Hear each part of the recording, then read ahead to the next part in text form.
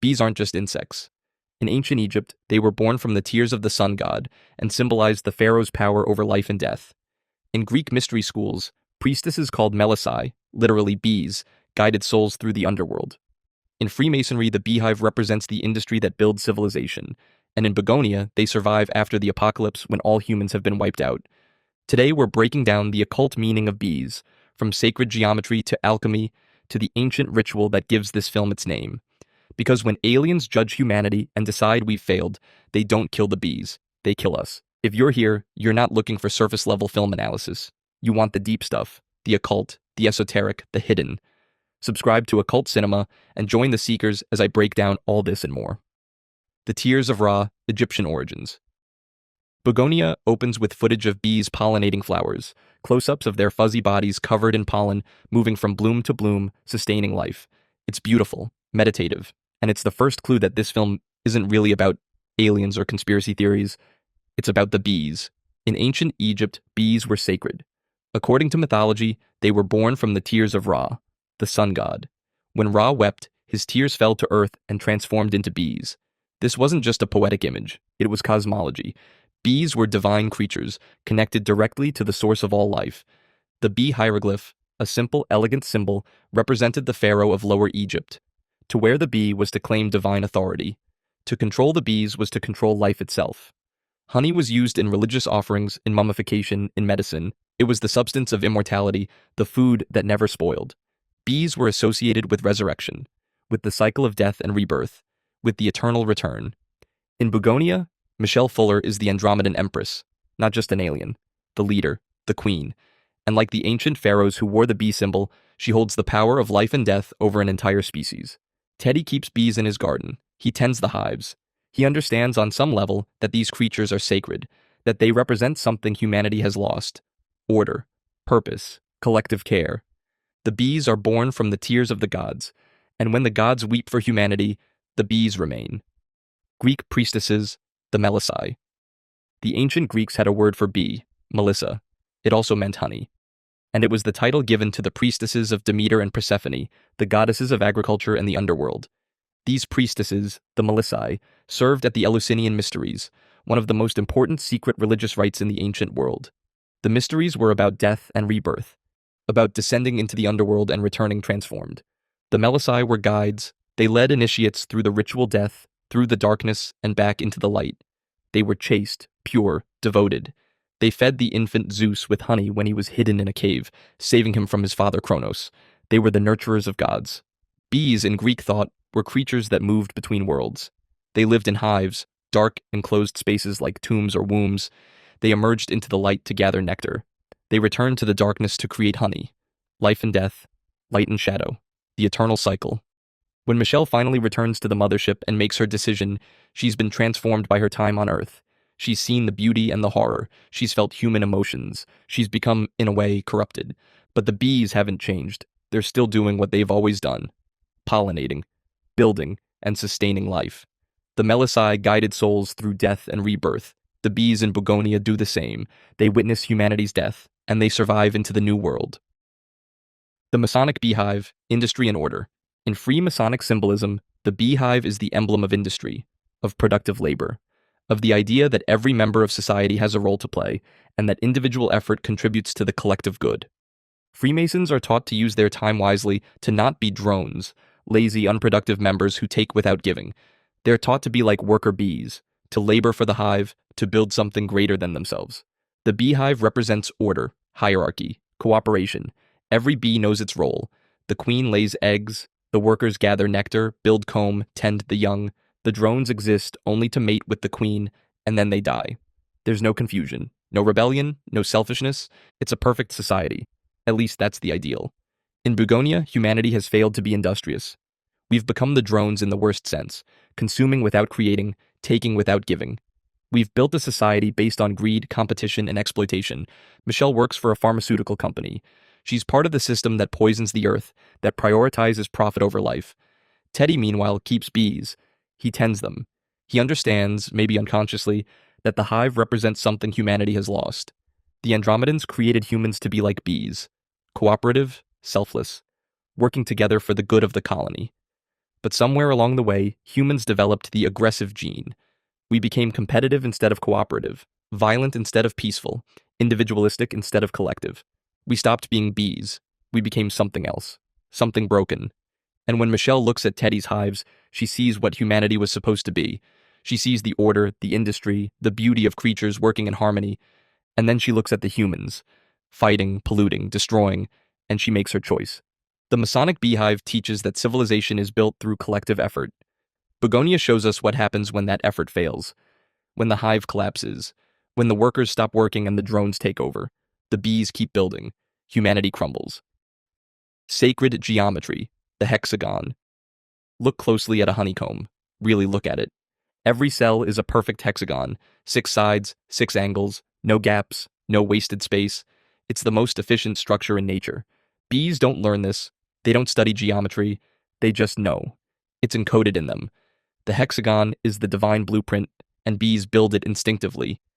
In sacred geometry, the hexagon represents harmony, balance. The number 6 is associated with creation. 6 days of creation in Genesis, 6 directions in space, 6 points of the Star of David. The hexagon is the shape of the heart chakra, the center of love and connection. It's also the most efficient way to tile a plane.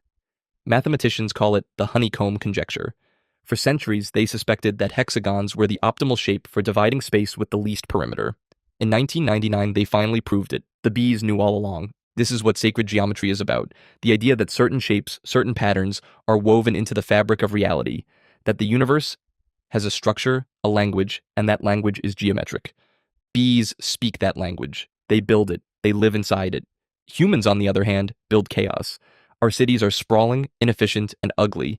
We waste space. We waste resources. We create structures that serve individual egos instead of collective needs. In Bugonia, the contrast is stark. The hive is perfect, ordered, beautiful. Human society is collapsing, polluted, broken. Michelle sees this. She sees the hexagons in Teddy's hives, the sacred geometry made manifest. And she sees the human world, the pharmaceutical labs, the conspiracy theories, the violence, the fear. One is divine, the other is profane. The hexagon is the shape of cosmic order, and when Michelle decides to end humanity, she's choosing order over chaos, geometry over entropy, the hive over the sprawl. The bees will keep building their perfect hexagons, long after the last human is gone. Honey as ambrosia. Bees are alchemists, tiny flying alchemists. They take nectar, a simple watery substance, and transform it into honey, gold, liquid gold, the food of the gods. In alchemy, the goal is transformation, turning lead into gold, turning the base into the perfected, turning death into life. And that's exactly what bees do. They take something ephemeral, something that would spoil and rot, and they turn it into something eternal. Honey doesn't spoil. Archaeologists have found pots of honey in ancient Egyptian tombs, 3,000 years old, still perfectly edible. It's the only food that lasts forever. In Greek mythology, honey was ambrosia, the food that granted immortality to the gods. In Hinduism, honey is one of the 5 elixirs of immortality. In Christianity, the promised land flows with milk and honey. Honey is sacred, and bees are the creators of the sacred. In Bugonia, humans are also trying to transform things, but instead of creating life, we're creating death. Michelle works for a pharmaceutical company that's experimenting on people, trying to remove the aggressive gene. Teddy's mother was a test subject. She's in a coma now, brain dead, kept alive by machines. Human alchemy is corruption. We take the natural and make it artificial. We take the living and make it dead. The Andromedans tried to fix this. They ran experiments for generations, trying to remove the flaw, trying to turn humanity back into what it was supposed to be. But every experiment failed, because you can't alchemize something that's fundamentally broken. You can't turn poison into medicine. You can only destroy it and start over. The bees, meanwhile, keep making honey, keep transforming nectar into gold, keep doing what they've always done. When Michelle makes her final decision, she's choosing the true alchemists, the ones who create life, not death, the ones who transform the world into something sweet, something eternal. The bees are the alchemical masters. Humans are the failed experiment. The Virgin Mary and the hive. Here's something strange. In Christian symbolism, bees are associated with the Virgin Mary. Why? Because worker bees don't reproduce. They're virgins. They labor their entire lives without ever mating, without ever creating offspring of their own. All their work is for the hive, for the queen, for the collective. In medieval Christianity, the hive was seen as a symbol of the church. The queen bee was Mary, the workers were the faithful, and the honey they produced was the spiritual nourishment of the community. Beeswax candles were required for certain rituals, especially the Paschal candle lit during Easter. Bees were associated with resurrection, with purity, with the soul's journey from death to life. There are legends of bees dying and then reviving around crosses, of bees humming hymns, of bees refusing to work on holy days.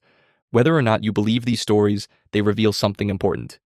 Bees were seen as sacred, as creatures that embodied divine principles, chastity, devotion, sacrifice for the greater good.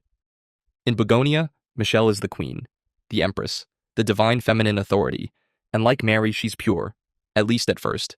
She's not corrupted by human desires, human greed, human violence. The bees, meanwhile, remain pure. They don't change, they don't fall, they keep working, keep building, keep serving the hive. When Michelle finally returns to the mothership and makes her decision, she's no longer pure, she's been tainted by humanity. She pauses before she pops the bubble, she mourns, but she does it anyway, because she knows the truth. Humanity is the corruption, the bees are the purity, the hive survives, the church, humanity, falls. And the Virgin Mary, the queen bee, chooses her children, and they're not human. The Bugonia ritual, death creates life. Let's talk about the title. Bugonia. It's an ancient Greek word. It refers to a folk practice, a ritual that beekeepers believed would generate new bees. Here's how it worked. You sacrifice an ox. You leave the carcass in a sealed barn or shed. You wait. And after a period of time, days, weeks, bees emerge from the rotting flesh. Spontaneous generation. Life from death. The ultimate alchemical transformation. Of course, this isn't actually what happened. The bees weren't being born from the ox. They were attracted to the decomposition, to the smell, to the opportunity. But the symbolism is what matters. Death creates life. Sacrifice brings rebirth. The old must die for the new to emerge. This is the principle of solva et coagula. Dissolve and coagulate. Break down the old form so the new form can take shape. It's alchemy. It's the cycle of nature. It's the foundation of every mystery tradition. In Bugonia, humanity is the ox. We're the sacrifice, the carcass left to rot, and the bees are the new life, the creatures that emerge from our death, the inheritors of the earth. Michelle performs the ritual. She pops the bubble. Every human on the planet dies instantly. The Andromedans leave, the mothership disappears, and the bees keep working, keep pollinating, keep building their hives. The film ends with the song, "Where Have All the Flowers Gone?" playing over images of nature reclaiming human spaces. The lyrics ask, over and over, when will they ever learn? The answer is, they won't. Humans won't learn. We had millions of years. We had every chance. We failed. But the bees don't need to learn. They already know. They've always known. The Bugonia is complete. The ox is dead. The bees are alive. Death has created life. And the earth is reborn. Colony collapse disorder. The warning. Here's the thing about bees. They're dying. Right now. In the real world. It's called colony collapse disorder. CCD. Entire hives disappear overnight. The workers fly away and never come back. The queen is left alone with a few attendants and the brood. And then the hive dies. Scientists have identified several causes. Pesticides, especially neonicotinoids, which damage bees' nervous systems. Varroa mites, parasites that weaken the hive. Habitat loss, monoculture farming, and climate change, just to name a few. But the real cause is simpler. Humans. We're killing the bees. Not intentionally, maybe, but we're doing it. And here's why that matters. Bees pollinate about 35% of the global food supply. 75% of crop species depend on animal pollinators, and bees are the most important. Without bees, we lose almonds, apples, berries, cucumbers, melons, and dozens of other crops. If the bees die, we face a food crisis. Starvation. Collapse. In recent years, beekeepers have reported annual losses of 30% or more. Entire operations wiped out. In Bugonia, Michelle works for a pharmaceutical company. She's part of the system that's poisoning the earth. The chemicals, the pollution, the exploitation, it's all connected. And the bees are the canaries in the coal mine. They're dying first, but we're next. The bees are the foundation. They're the pollinators, the life givers, the sustainers. Without them, the whole system collapses. Colony collapse disorder is a warning, a prophecy. The bees are telling us, you're killing us, and you're killing yourselves. In Bugonia, the aliens listen to that warning, and they make the hard choice. They save the bees and end the humans because the bees are worth saving, and we're not. The contrast. Let's be honest about what bees are and what humans are. Bees are selfless. Every worker bee spends their entire life laboring for the hive, gathering nectar, building the honeycomb, tending the young, defending the colony, never taking more than is needed. And when they die, the body is removed from the hive and the work continues. Humans are selfish. We hoard resources. We compete. We exploit. We take more than we need and justify it as ambition, as success, as progress. Bees work for the collective. Humans work for themselves. Bees are industrious. They never stop. From the moment they emerge from their cells, they're working. Cleaning, feeding, building, and foraging. There are no lazy bees. There are no bees who refuse to contribute. Humans are lazy. We invent machines to do our work. We create systems that allow some people to live off the labor of others. We glorify leisure, comfort, ease. Bees are sustainable. They take nectar from flowers without harming them. They pollinate as they go, ensuring the flowers will bloom again. They create honey, which feeds the hive through the winter. They build with wax, which they produce themselves. They waste nothing. Humans are destructive. We strip mine the earth. We clear-cut forests. We pollute the air and water. We create waste that will outlast us by thousands of years. We consume without creating. We take without giving back. In Bugonia, Michelle sees this contrast clearly. She watches Teddy's bees. She sees their order, their cooperation, their beauty, and then she looks at humanity.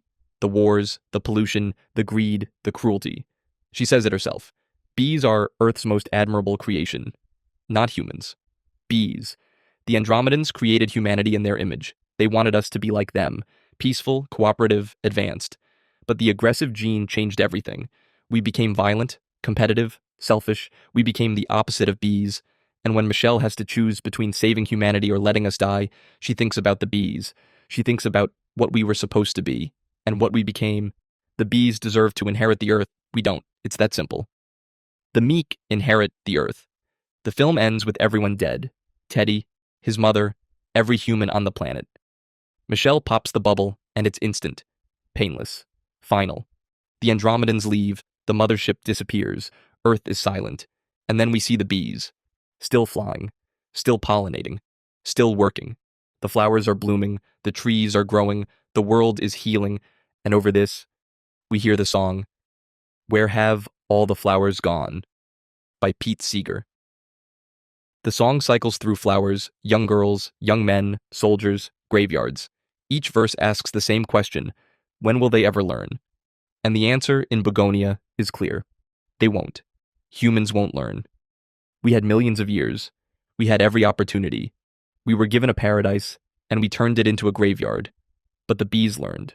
Or rather, they never needed to learn. They were born knowing. Born understanding their role in the great cycle. Born selfless, industrious, cooperative. There's a biblical phrase that echoes through this ending. The meek shall inherit the earth. It's from the Beatitudes. Jesus speaking to the crowds. Blessed are the meek, for they shall inherit the earth. Blessed are the pure in heart. Blessed are the peacemakers. For 2,000 years, people have debated what meek means. Weak, submissive, humble. But maybe it just means not human. The bees are meek. They don't conquer. They don't dominate. They don't wage war or build empires or exploit the weak. They just work. They just serve. They just are. And in the end, they inherit everything. The Andromedans could have saved humanity. They could have kept trying to fix us, to remove the aggressive gene, to make us what we were supposed to be. But after millions of years of observation, after countless experiments, after watching us destroy ourselves and everything around us, they made a choice, and they chose the bees. Not because the bees are powerful, not because the bees are intelligent in the way we measure intelligence, but because the bees are good. They're what creation is supposed to look like. They're the divine blueprint made manifest. Michelle pauses before she pops the bubble. She hesitates. Because she's been corrupted by her time on Earth. She's felt human emotions. She's cared about Teddy. She's seen the beauty mixed in with the horror. But she does it anyway. Because she knows the truth. Humanity had its chance. We failed. And the Earth deserves better. The bees keep flying, keep pollinating, keep building their perfect hexagons, keep making their golden honey, keep doing what they've always done. They don't mourn the humans. They don't celebrate. They just continue. Because that's what bees do. They work, they serve, they sustain life. And now, without humans to poison them, to destroy their habitats, to collapse their colonies, they'll thrive. The meek have inherited the earth. And the meek have 6 legs, striped bodies, and wings that hum with the frequency of the divine. The bees in Bugonia aren't just background. They're not just a nature documentary opening or a quirky detail about Teddy's hobbies. They're the entire point of the film. They're what humanity was supposed to be. Industrious, cooperative, selfless, sustainable. They're the sacred creatures that appear in every mystical tradition, from the Tears of Ra in ancient Egypt to the Melisai priestesses of Greece to the Masonic lodges to the Virgin Mary herself. They're the alchemists that turn nectar into gold. They're the builders of sacred geometry. They're the keepers of the divine blueprint. And when the Andromedans judged humanity and found us wanting, they didn't destroy the bees, because the bees never failed. They kept working, they kept building, they kept creating life. The film's title, Bugonia, is the ancient Greek ritual where bees emerge from the carcass of a sacrificed ox. Death creates life. Sacrifice brings rebirth. And that's exactly what happens in this film. Humanity dies. The bees live, and Earth becomes what it was always meant to be, a garden tended by the most admirable creatures ever created. We're living through our own colony collapse disorder right now. The bees are dying because of us, and if we don't change, we'll follow them into extinction. But maybe that's the lesson. Maybe we're not supposed to survive.